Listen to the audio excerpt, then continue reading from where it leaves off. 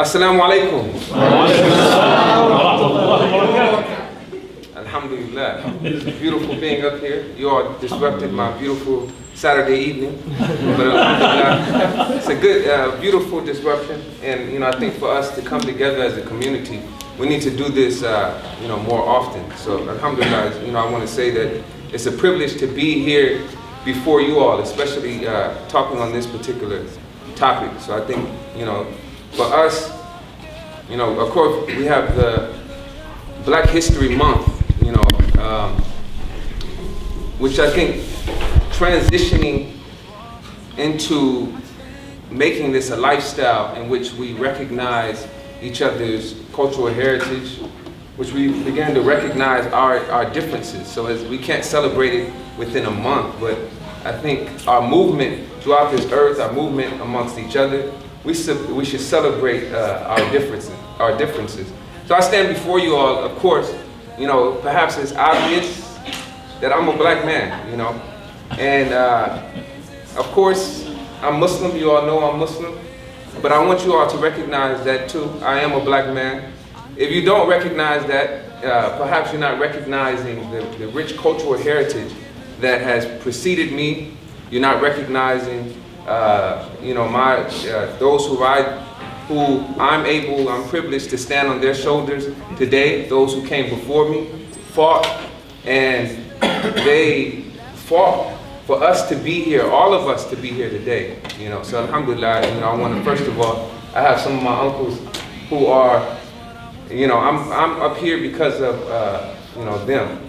And they have put in work. I'm just getting here. I'm just getting started. And I ask that Allah subhanahu wa ta'ala bless me with the istiqamah, this steadfastness that they have.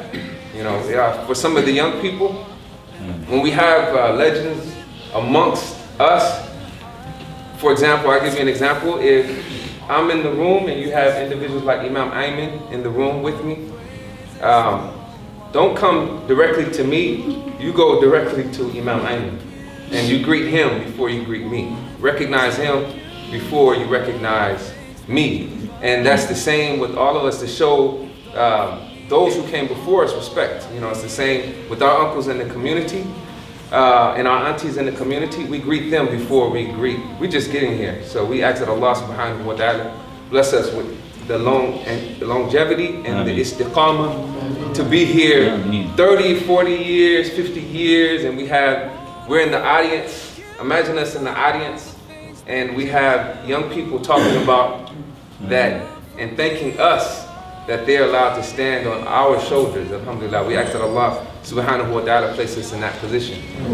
So just to begin, this study of history, there's what we would call like an unhealthy nostalgia. When you get lost in just this memory. We don't want to get lost in the memory. We want the memories to motivate us to keep moving and go forward as a community. Sometimes I hear people get lost in memories of what used to happen in the old days, and they could sit around for hours while everything, in the midst of everything falling around them, okay? That's unhealthy. For us, if we're going to talk about history, we want to make sure that we use it to motivate us. Allah subhanahu wa ta'ala mentions in the Quran, قَدْ خَلَتْ مِنْ قَبْلِكُمْ سُنَنٍ. So he talks about these generations that came before us. فَسِيرُوا فِي الْأَرْضِ. He wants us to travel throughout the earth. This traveling is not necessarily always a physical movement, but now we're able to travel through internet. We can see what happened to the generations that came before us by Google search and everything else. So this is analyze history. See what happened to those mukaddibin, to the liars, to those who came before you. Look at the people who came before you. See what happened to their community. Allah subhanahu wa ta'ala, He's motivating us to study history so we don't repeat history.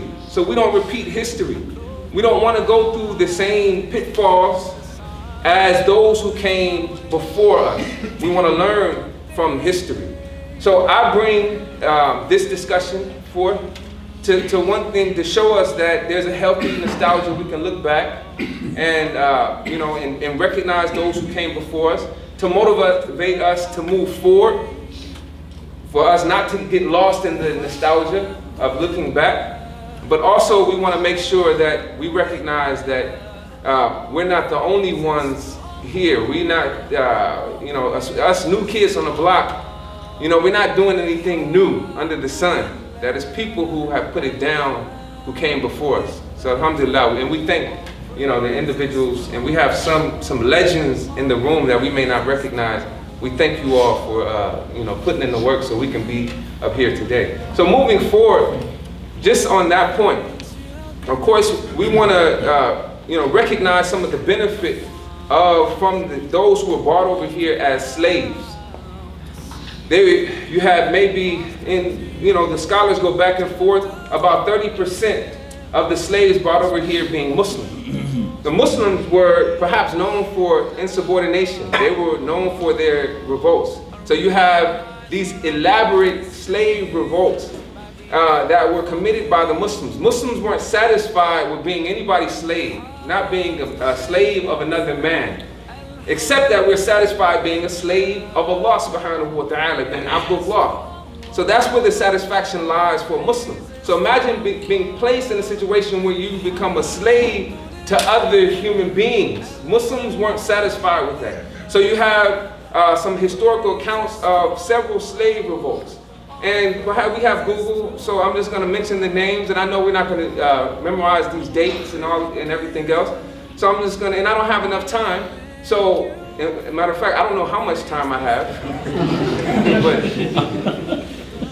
but I'm going to go quickly because it's Saturday night. Well, I'm going home after this. Don't get any ideas. So 1805, you had this trio rebellion of Muslims. Now, a slave revolt, it took masking. Imagine going around masking your true emotions, what you are about to do, what is about to go down.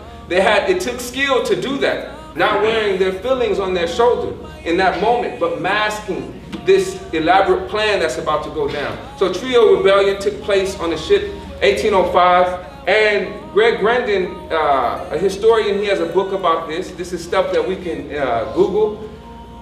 You had the Muslims, they rose up Laylatul Qadr on the night of decree, on the night of power. They rose up, and this is the same as with the Bahia revolts in Brazil. Also, I believe 1835, they rose up on Laylatul Qadr. The Muslims, they utilized on this plantation. First of all, you have historical accounts. Umar ibn Sa'id, his most prized possession on the plantation was his Quran. You have letters that he wrote. Remember having to mask for survival. Letters that he wrote where people assumed that was the Lord's prayer, but no, it was إِذَا جَاءَ نَصْرُ اللَّهِ وَالْفَتْحُ, which he wrote in Arabic, and this is written down historically. You have individuals like Ayyub ibn Sulaiman who wrote the Quran from memory. Three times from memory. Most prized possession on the plantation was the Quran. And you have individuals they used for resistance, something that we can learn from. They kept their Arabic names. Instead of trying to assimilate, so far, this became an expression of resistance. I'm going to walk around you and you're going to know me by Muhammad or Abdullah instead of Mo and A. But Muhammad and Abdullah, this is resistance. They're showing resistance. In this day and time, I'll give you an example. For me, if I go to Starbucks or anywhere where they have to call your name, this is my moment of resistance. If you guys are going to abuse us in the media, this is my moment of resistance. When my order is ready, I want you to say Jihad. And this is how we protest, this is how we resist. Okay? And so on the plantation, where you have individuals, their salah became their resistance. Their salah became their resistance, performing their prayer. In this day and time, even praying publicly, stopping in the middle of Ralph's or Vons, not in the middle of the store, but at least when it's time for prayer, finding a location, not shying away from that, This can be an expression of resistance. You can resist what's happening in the discourse that's taking place today. And the people, I think, need it. They need to see Muslims are visible. We cannot allow our salat to disappear from the vision of individuals. When our sisters go out with their hijab, this is resistance. You have in several lands. If we had time, we can go historically to different lands where hijab, where the khimar was used as an expression of resistance and protest against in that particular context. So you have individuals during that particular time. Islam became the symbol of intellectual and also physical revolt. Intellectual and physical revolt. The Muslims using the Arabic language as resistance. For you and I, don't shy away from saying Assalamu alaikum in public. Don't shy away from saying Alhamdulillah wa Subhanallah in public in this day and time. This is the time that we need to remain visible. We need to remain visible, and this is what we learned from individuals, Umar bin Sa'id, Ayyub ibn Sulaiman, and others who came before. So, and we have to quickly fast forward. We have, after the Civil War, of course, you have where this racism, these systems of oppression continue. So you have, for example, Jim Crow. And many of us can't imagine if you go to a place, this is Glendale, Pasadena. Imagine sundown towns where you better get in before the sun goes down, okay? If you're colored, if you're a person of color, you better get in your home or you end up having to face these racist authorities during that time. Okay, so you have Jim Crow. Imagine going and you have a facility that's for black use only, which is run down, and another facility for white use only. And of course, more privileged than the facility of black use. We can't imagine that. Imagine people having to go through that, being in that context, being in those conditions, having to go through that. And we stand on their shoulders. They sacrificed. This was their jihad during that time. And we're here today from different hues, different colors, different nationalities, and we're able to speak openly with one another about this subject. There was a time when that couldn't take place. So you have Jim Crow. For black men and women during that time, there was what is called masking. There's a book by Richard Majors called Cool Pose. So he talks about this masking, okay? Masking is when you can't show your true expression, or you can't express that you're angry. You have to go around the people and smile no matter what. Imagine black men during that time. How do you feel as a man and I can't express my true anger? I can't express how I really feel. So individuals who having to mask their true emotions and their true feelings. During the time you have in Mississippi where they had lynchings. So imagine where you have 5,000 spectators to watch a black person be being lynched. Many of us can't imagine this. This took place in America. I'm not talking about a foreign planet. This took place right here in America. Islam was a part of the discourse, and I have to go fast. I'm going to close this out. Islam was a part of the discourse when we talk about this constructing the new black person during that particular time. One needing self-esteem because they're torn down by the past history of slavery and also Jim Crow. Islam was there to build black people up. We have a tradition of liberation. And our proof of liberation, the Prophet ﷺ, when he was born, news of his birth, Thuwayba, went to Abu Lahab, the uncle of the Prophet ﷺ, and gave news of the birth of the Prophet ﷺ to Abu Lahab, and she was free. Thuwayba, a black woman, free. The Prophet ﷺ, his birth symbolizing this liberation, liberating people. So Thuwayba, a black woman, free because of the birth of the Prophet ﷺ. And this is all throughout our tradition. This tradition of Ashabul Maymana. Our masajid should be places of liberation. They should be places of liberation. It's not just a social club. Who is gaining freedom by coming in our masajid? intellectual freedom, freedom of even expression in our masajid? Or do we represent in our masajid these, do we continue these systems of oppression?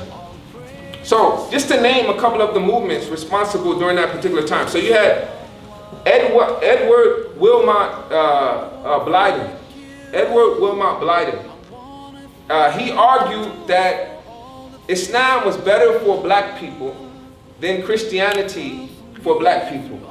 So imagine during that time, an individual, he had travels all around Africa, and he saw how the Quran dignified the African people. He compared it with the tribal religions. So this is Edward Wilmot Blyden, and he's arguing that Islam is better for black people than Christianity for black people, Christianity being the religion of what he would say is the oppressor. And then coming after that, you have in 1913 the first Islamic heterodox movement, which founded by Noble Drew Ali. Okay, Noble Drew Ali, the Moor Science Temple. If you come to Masjid Balala on a Friday, you'll see individuals with fezzes. Okay, and you may wonder, what are they doing? And they may, instead of saying Assalamu alaikum, they may say Islam to you. And you may wonder, where does that come from? So they're coming from the Moor Science Temple. Okay, so we need to know something about the Moor Science Temple. We may not agree with their belief, but we need to at least know something about the Moor Science Temple. We need to also know something about the Ahmadiyya movement. The Ahmadiyya movement, we may not agree with their aqidah, but you have individuals like Mufti Muhammad Sadiq, who was sent here to America. He went to the hood, he went to the inner cities, and some of the historical accounts is that he was able to convert 700 people in a span of 3 years. 700 people became or entered into the fold of Islam because of this mufti from the Ahmadiyya movement. We don't have to agree with their aqidah, but what we can agree with is that they went to the inner cities. See, the problem is if we don't go to the inner cities, inner city culture, it influences suburban culture. If they're sagging their pants in the inner city, suburbia will catch on, and the youth in suburbia will begin sagging their pants in the suburban neighborhoods. If they're speaking a certain slang in the inner cities, then they will continue that in the suburban communities. So if we don't have the influence of Islam in the inner cities, if we don't go to our inner cities, and if we stay in our masajid in these beautiful neighborhoods, it's very difficult to leave a beautiful neighborhood and go to the hood. But I think it's imperative for us, if we're talking about we're representing this a tradition of liberation. We're representing a tradition of liberation. So we have the Moor Science Temple, the Ahmadiyya movement, okay? Moor Science Temple was founded by who? Let's hear from the audience. Who is the Moor Science Temple founded by? Noble Drew Ali. Okay, Google it. You are the generation of Google. You are Sheikh Google. Okay, so Noble Drew Ali, you have the Ahmadiyya movement. He converted how many people in a span of 3 years? 700. He went to the what? To the urban communities, to the hood, as we call it. He went to the urban community. He wasn't afraid to go to the urban communities. Mufti Muhammad Sadiq. And then you have, and moving on, we have movements like the Nation of Islam. Imagine, at its height, the Nation of Islam was worth $85 million. $85 million with the property they had, a bank. Do you know an Imam in this day and time who has a jet?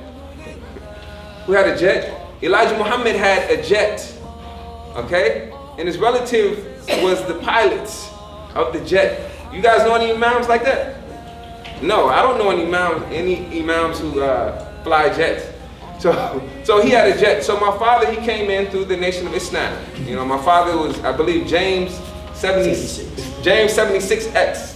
So 76X, that means there were 75 X's, 75 Jameses, individuals named James that came before him. Okay. 75. So this was one of my father's best friends. This is my father's best friends. They were in the Nation of Islam, and I'm sure he'll tell you more about the Nation of Islam. So alhamdulillah, so my father came through the Nation of Islam, and I'm here today because my father came through the Nation of Islam.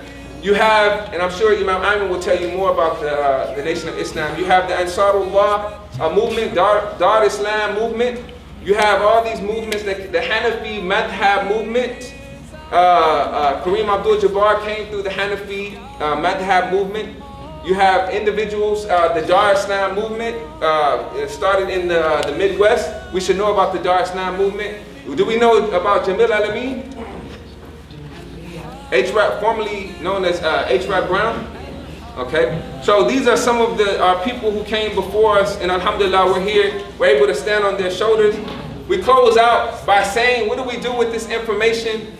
We merge it. It's called a fusing of horizons. We bring all this experience and we merge it what we have today. And alhamdulillah, today we have Islah Academy.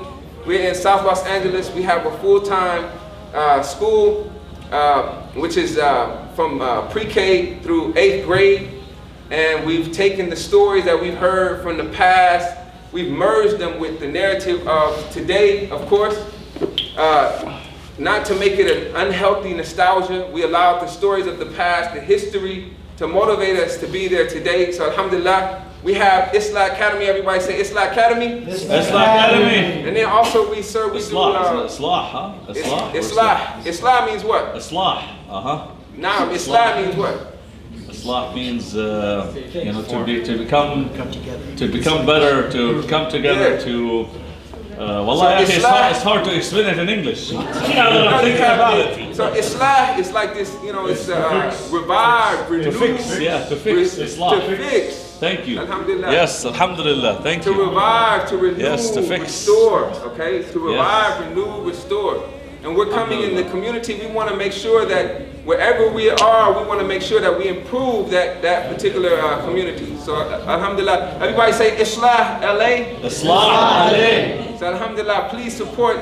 That's the new, we taken the information from our past and we bought it here today, alhamdulillah, and we're continuing the movement of our fathers and our aunties and our mothers, our uncles who came before us, and alhamdulillah, we are here. We're going to continue to move forward and realize that we can't do it without each other. And if there's any benefit that you all receive, the number one benefit is that let's look back in the history. Let's not forget those who came before us, but let us not just get lost in that. Let it allow us to continue the movement and keep on moving forward, inshallah. So I thank you all for allowing me to be before you all today. And inshallah, this is a course really, but alhamdulillah, I think we have enough information. Let's move forward. And I'm here. The young people, whatever y'all need, I'm right in South Los Angeles. You all come, and visit. We got a lot of work to do. Don't abandon the urban neighborhoods, okay? And don't be afraid. We got your back when you go to the hood. Okay? So do not be afraid. We have a lot of work to do, and we can't abandon our urban communities, our urban neighborhoods. Assalamu alaikum wa rahmatullahi wa barakatuh.